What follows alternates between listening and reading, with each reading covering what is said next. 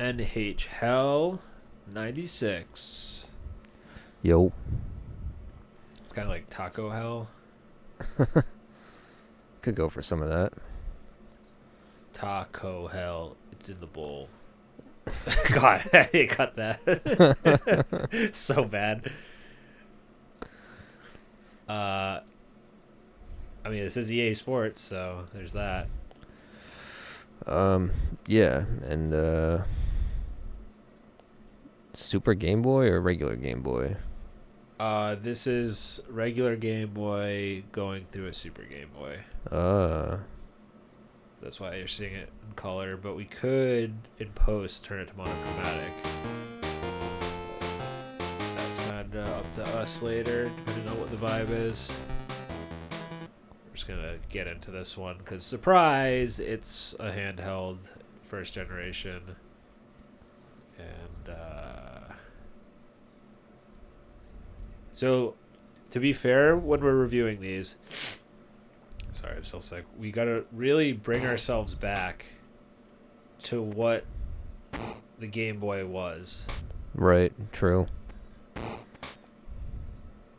Now, there were some good games on the Game Boy, so just because it's black and white and takes 4 AA batteries and, you know, whatever, doesn't mean it's a bad system per se. But I don't know if I'm going up or down, so that's kind of a problem. It seems that would be where I'm trying to score. It's also playing at like 2 FPS.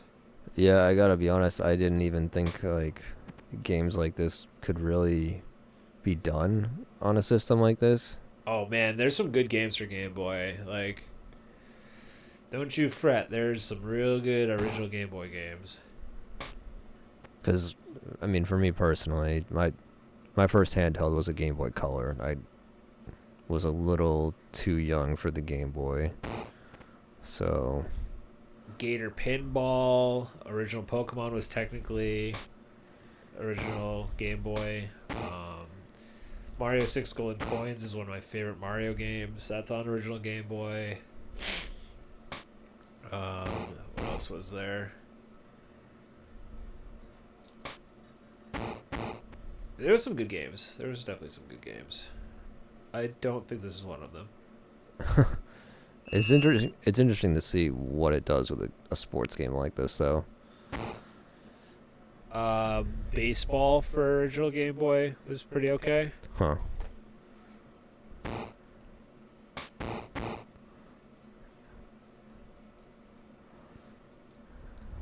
that me? I think that is.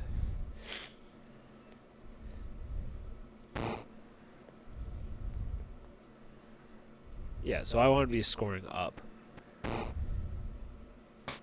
I like how they do the shadows. It's kind of like this checkerboard pixel pattern. Oh yeah, that is smart. That's cool. They just don't like having the goalie throw it, I guess.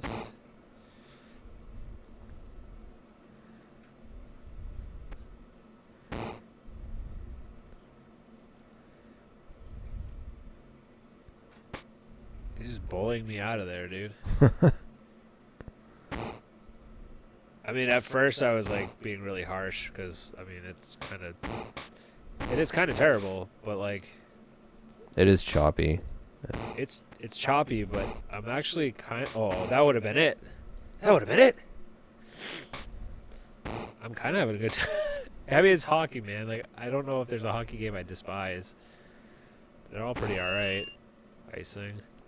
I mean, from my perspective, it's accomplishing what it's supposed to do kind of surprisingly well.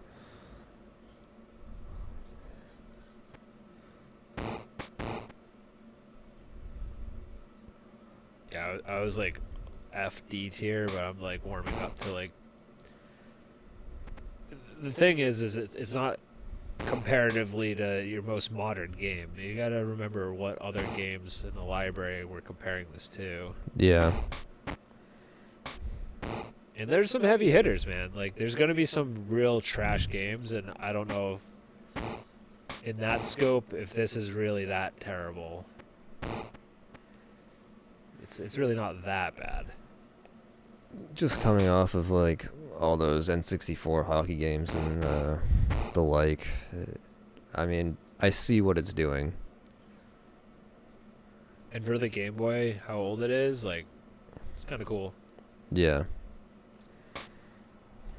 But you're the one with the controller, so, I mean, in the end, it's kind of whatever you think, so. It feels muddy and bushy and very interpretive. Like, you are playing a slideshow and you're manipulating, like, frames of the slideshow. Like, I am choosing to go right, but, like, it's kind of doing what it wants to do. Yeah, okay, I can get that. Puck physics. Yeah, you see the, like, little flippy puck there. Hey, I got that goal for you.